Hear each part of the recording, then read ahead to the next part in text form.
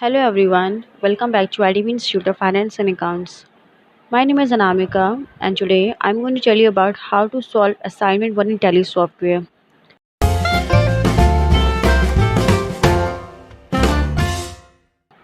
अब उसके पहले हम एक और चीज़ समझेंगे जीएसटी के बारे में। लास्ट वीडियो में मैंने आपको जीएसटी के बारे में नहीं बताया था। आज हम आपको जीएसटी के बारे में बताएंगे। जीएसटी हमारा गुड्स एंड सर्विसेज टैक्स है। एज इन टैली में हम दो तरीके की जीएसटी लगाते हैं, एक सीजीएसटी और एसजीएसटी। तो परचेज़ या सेल्स करने के लिए आपको एक और अकाउंट बनाना पड़ेगा, यानी कि एक और लेजर बनाना पड़ेगा, वो आपका जीएसटी का। जीएसटी आपका दो तरीके के आपको लेजर बनाने पड़ेंगे, एक सीजीएसटी और एक एसजीएसटी। आईजीएसटी से आपको मतलब नहीं है, बट आपको सीजीएसटी और एसजीएसटी के दो अकाउंट आपको बनाने पड़ेंगे। तो चलिए हम पहले क्रिएट पे जाते हैं। क्रिएट पे जाने के बाद हम लेजर पे आते हैं। हम यहाँ पे सीजीएसटी का ऑप्शन एंटर करेंगे। सीजीएसटी यानी कि central goods and services tax. CGST पे आ जाने के बाद हम यहाँ पे डी को टाइप करेंगे और आपका राइट साइड में बहुत सारे ऑप्शंस आएंगे। ड्यूटीज़ एंड टैक्सेस पे हम इसे चूज़ करके एंटर कर देंगे। देन यहाँ पे दो चीज़ आपको ओपन होके आएगी, जीएसटी और अदर्स।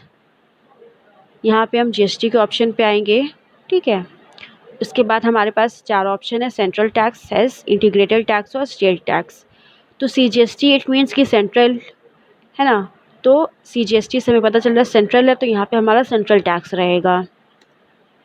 तो सेंट्रल टैक्स पे हम एंटर कर देंगे और फिर सारी चीज़ों को एंटर करते हुए हम इसे सेव कर देंगे। नेक्स्ट हमारा एसजीएसटी अकाउंट हमें बनाना पड़ेगा। एसजीएसटी का अकाउंट यानी कि state goods and services tax. ये भी हमारा ड्यूटीज़ एंड टैक्सेस में रहेगा और इसे हम जीएसटी पे रखेंगे। स्टेट है तो हमारा स्टेट टैक्स में आएगा और यहाँ से इसे हम सेव कर देंगे। तो यानी कि हमारे दो आइटम्स बन चुके हैं, दो हमारे लेजर्स बन चुके हैं, एसजीएसटी और सीजीएसटी। अब एस्केप के ऑप्शन से हम पीछे जाएंगे और गेटवे ऑफ टैली पे आ जाएंगे। हम नेक्स्ट एंट्री के बारे में समझेंगे। तो हमारी नेक्स्ट एंट्री क्या है वो यहाँ से हम देखते हैं। Acer India private limited company से नियमित सामान बेचने के लिए मैं नगद लिए। अब यहाँ से हम जो है क्या करेंगे, अब हम अपने क्वेश्चन में देखते हैं जो भी हमारा आइटम्स है उस आइटम्स को हमें देखना है। तो ये हमारे सारे न्यू आइटम्स है, तो न्यू आइटम्स को हमें बनाना पड़ेगा अब। तो न्यू आइटम्स के लिए भी हम फिर से क्रिएट पे जाएंगे और फिर यहाँ से हम स्टॉक आइटम पे जाएंगे। कॉज यूनिट पे हम ऑलरेडी पीसेस पे बना चुके हैं, पीसेस का ऑलरेडी एक यूनिट बन चुकी है, तो दोबारा आपको नहीं बनानी पड़ेगी। और हमारी जो स्टॉक आइटम्स न्यू है, तो स्टॉक आइटम को हमें बनाना पड़ेगा। तो यहाँ से हम पहले एसर एम सीरीज़ को, पहले हमारा एसर एम सीरीज़ हो गया, ये हमारा पीसेस में रहेगा और एप्लीकेबल है। फिर यहाँ पे हम सेट और alter GST details. Last video में मैंने आपको यहाँ पे कुछ भी नहीं बताया था, एज इट इज़ मैंने इसको एंटर करते हुए सेव कर दिया था, बट जो कि यहाँ पे मैंने आपको जीएसटी के बारे में बताया है। आपके सीजीएसटी और एसजीएसटी दो अकाउंट बने हैं, तो आप जो भी आइटम्स परचेज़ या सेल्स करोगे तो वहाँ पे जीएसटी की वैल्यू लाने के लिए आपको यहाँ पे येस करना पड़ेगा। नो है तो यहाँ पे आप वाई टाइप करोगे और इसे एंटर कर दोगे। एंटर करने के बाद आपके पास ऐसा ऑप्शन खुल के आएगा। फिर उसके बाद हम लोग यहाँ पे ऑन वैल्यू और ऑन आइटम रेट, तो यहाँ पे आपके पास दो ऑप्शन है, ऑन आइटम रेट और ऑन वैल्यू। ऑन वैल्यू के ऑप्शन पे हम जाएंगे। फिर उसके बाद जो है टैक्सेबिलिटी हमारी अननोन, एग्जेम्प्ट, नील रेट और टैक्सेबल, यहाँ से हम टैक्सेबल पे जाएंगे। अब इंटीग्रेटेड टैक्स आपका कितना, आपको ये देखना है कि कितना टैक्स वहाँ पे लग रहा है। तो आप क्वेश्चन में आप देख सकते हैं नीचे में लिखा हुआ है स्टार पे सभी कर 18%, यानी कि 18% आपको मेंशन करना पड़ेगा। यहाँ पे 18% एंटर करते हुए आप इसे, ये गुड्स पे रहेगा और इसे हम सेव कर देंगे। तो इस तरीके से हमारा एक आइटम जनरेट हो चुका है। अब है नेक्स्ट आइटम हमारा, यानी कि Acer L series. Acer L series फिर हमारा ये पीसेस में रहेगा। पीसेस में आ जाने के बाद येस हम यानी कि वाई टाइप करेंगे और इसे एंटर करेंगे। एंटर करने के बाद ऑन वैल्यू, देन टैक्सेबल, फिर 18% और फिर इसे भी हम सेव कर देंगे एक्सेप्ट करके। लास्ट ऑप्शन है हमारा, लास्ट आइटम है हमारा Acer E series. Acer E series हमने इसे पीसेस पे रखा, देन वाई से enter on value, then taxable 18% and then as it is save कर दिया हमने। अब हमारे 3 आइटम्स बन चुके हैं इस वाली एंट्री के। अब ये पता है हमको कि इसमें परचेज़ करना है, तो अब हम वाउचर्स पे आएंगे। वाउचर्स पे आ जाने के बाद हमें जो है F9 से हम परचेज़ पे आएंगे। F9 से हम परचेज़ पे आ चुके हैं। अब यहाँ पे हम कोई भी सप्लाई इनवॉइस नंबर डाल देंगे। फिर इससे हम ये देखना है कि हमने कैश में लिया है कि हमारा क्रेडिट है। यहाँ पे हमारा कैश के फॉर्म में है, तो कैश कर दिया हमने यहाँ पे, ठीक है। फिर इसके बाद जो भी सप्लायर है हमारा, सप्लायर कौन है हमारा, एसर इंडिया प्राइवेट लिमिटेड। तो यहाँ पे हम डाल देंगे name Acer India private limited.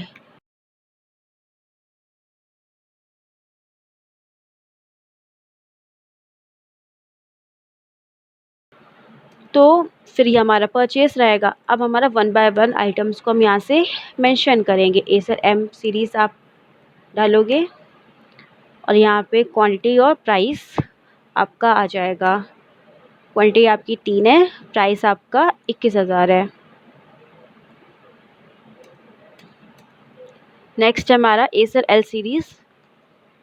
Acer L series, Acer L series हमारा 3 है, फिर अमाउंट हमारा 23,000।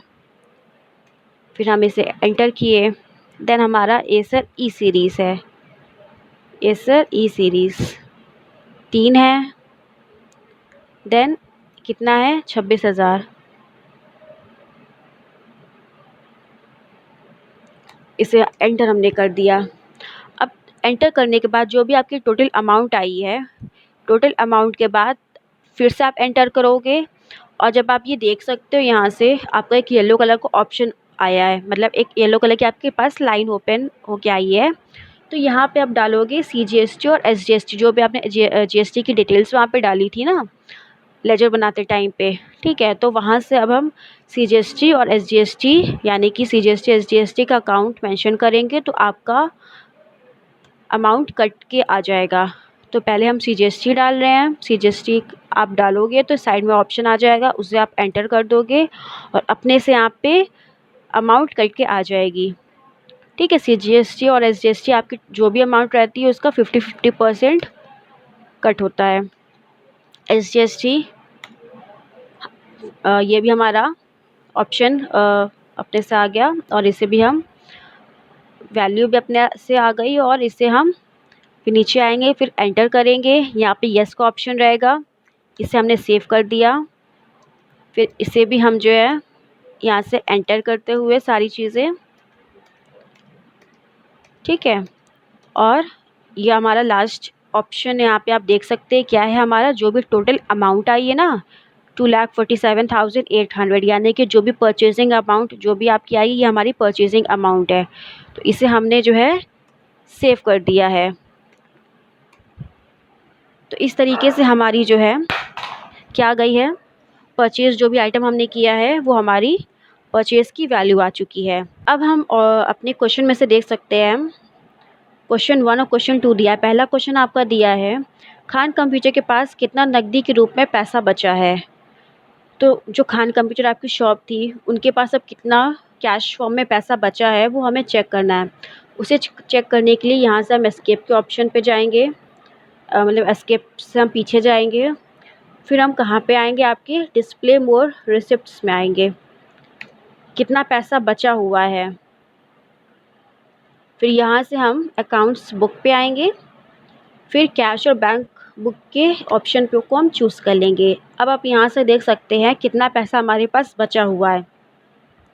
ये कैश इन हैंड आप देख रहे हैं यहाँ पे 5,51,200 हमारे पास बचे हुए टोटल कितने में से, 10 लाख में से, है ना। ये हो गया आपका आंसर।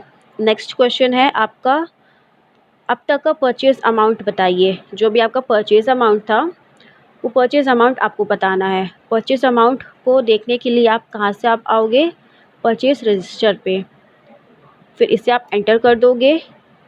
जो भी है आपका 2 परचेसेस आपके हुए, यानी कि आपकी 2 एंट्री हो चुकी हैं। पहली एंट्री आपकी परचेज फॉर्म में हुई है जिसमें आपकी टोटल अमाउंट कितना आया है, 2,01,000। नेक्स्ट एंट्री आपकी परचेज़ की हुई थी जिसमें कि 2,47,800 आपका टोटल वैल्यू आई थी। तो हमारे इस तरीके से 2 परचेज़ अमाउंट हुए थे, ठीक है। अब चलिए तो हम नेक्स्ट एंट्री देखते हैं, फिर हम एस्केप के ऑप्शन से हम पीछे जाएंगे और गेटवे ऑफ टैली पे आ जाएंगे। अब नेक्स्ट एंट्री हमारी क्या है, आप देख सकते हैं लैब असाइनमेंट 1.2 में से, दुकान में 3 लाख का डेकोरेशन और मरम्मत करा ली। एक आपका दुकान है, मतलब जो आपकी दुकान है उसी दुकान में से आपने 3 लाख का डेकोरेशन और मरम्मत कराई है। तो डेकोरेशन और मरम्मत आपको कहीं ना, ये आपका एक्सपेंस है। तो इस तरीके से कहीं ना कहीं आपको ये आपको पहले 2 अकाउंट बनाने पड़ेंगे। तो डेकोरेशन का और मरम्मत का 2 अकाउंट आपको बनाना पड़ेगा। तो पहले तो हम क्रिएट पे जाएंगे, क्रिएट के ऑप्शन में हम चले गए हैं। फिर यहाँ से हम लेजर पे आएंगे। लेजर पे आने के बाद हमें क्या करना है, डेकोरेशन का एक अकाउंट बनाना पड़ेगा। ऑलराइट, सो डेकोरेशन का हमारा अकाउंट बन गया है। ये हमारा इनडायरेक्ट एक्सपेंस रहेगा, ठीक है। इनडायरेक्ट एक्सपेंस यहाँ से आप देख सकते हैं। फिर ये एंटर करेंगे, इसे हम एंटर करते हुए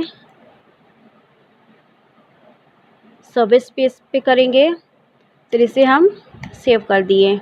नेक्स्ट हमारा मरम्मत, ठीक है।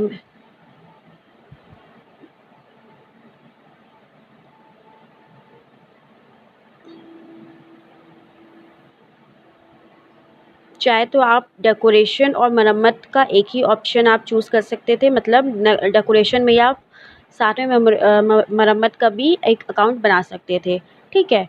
जो कि आपका 3 लाख ऐसा तो है नहीं, अलग अलग अमाउंट है। अमाउंट आपकी एक है, डेकोरेशन और मरम्मत करा लेने की जो भी आपकी अमाउंट है वो कितनी आई है, 3 लाख आई है। तो डेकोरेशन में ही हमें मरम्मत का अकाउंट भी, मतलब मरम्मत का जो है साथ में अकाउंट हमें बना लेना था, हमें अलग से नहीं बनाना था। तो इफ़ इन केस आपके साथ ऐसे कोई भी गलती होती है ना, तो आप क्या करोगे, आप पीछे जाओगे ऑल्टर पे। अगर आपने कोई भी कंपनी बनाने में गलती की है, या कोई आइटम्स बनाने पे गलती की है, या फिर आपने कोई लेजर बनाने पे गलती की है, तो आप कैसे आओगे, आप ऑल्टर पे आओगे। ऑल्टर पे आप आ गए, यहाँ से आप किस पे आओगे, हमने यहाँ पे क्या किया था, डेकोरेशन के साथ ही हमें मरम्मत का भी ऑप्शन हमें यहाँ पे मेंशन कर देना था। तो हम लेजर पे, ऑल्टर का मतलब ये होता है कि कोई भी चीज़ को हमें चेंज करना हो, ठीक है, उसे अपडेट करना हो या फिर चेंज करना हो। तो यहाँ पे जो भी हमने डेकोरेशन का अकाउंट बनाया था, डेकोरेशन का के साथ हमें क्या लिख लेना है,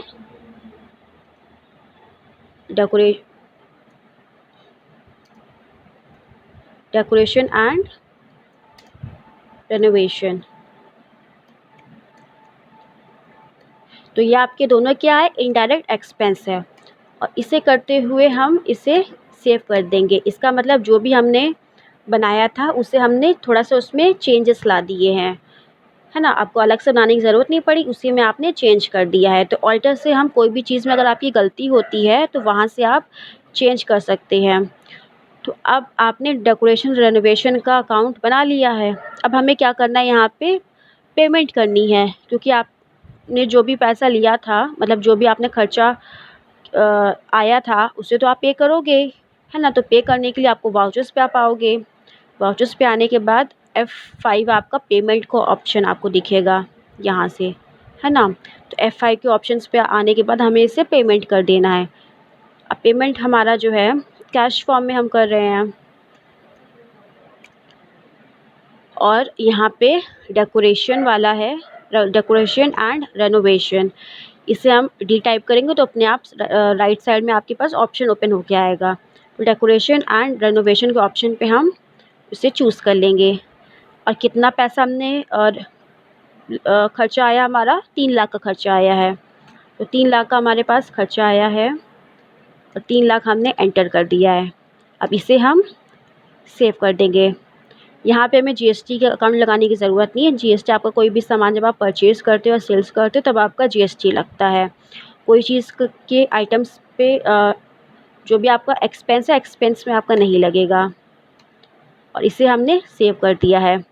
तो हमारी इस तरीके से 4th एंट्री लैब असाइनमेंट 1.2 की भी 4th एंट्री हमारी हो चुकी है। नेक्स्ट हमारा नगद में सामान बेच दिया। नगद में जो है हमने सामान बेच दिया है। बेच दिया का मतलब होता है सेल्स कर दिया है। अब सेल्स करने के बाद सेल्स का मतलब ये हुआ कि पहले तो हमें सेल्स का अकाउंट बनाना पड़ेगा, है ना। तो यहाँ पे हम क्रिएट पे जाएंगे। क्रिएट पे हम सेल्स के लेजर के ऑप्शन पे आएंगे और यहाँ से हम जो है सेल्स का लेजर बना देंगे। सेल्स हमारा सेल्स के अंडर में रहेगा। फिर इसे हम सेव करेंगे एंटर करते हुए। नेक्स्ट हमारा हमने जो है इसे सेव कर दिया है, ठीक है। अब क्या है कि इसमें भी हमें सीजीएसटी और एसजीएसटी की ज़रूरत है, जो कि हमारा सीजीएसटी और एसजीएसटी हमने ऑलरेडी बना रखा हुआ, तो अब हमें दोबारा नहीं बनाना पड़ेगा। अब हम आइटम्स को चेकआउट करेंगे।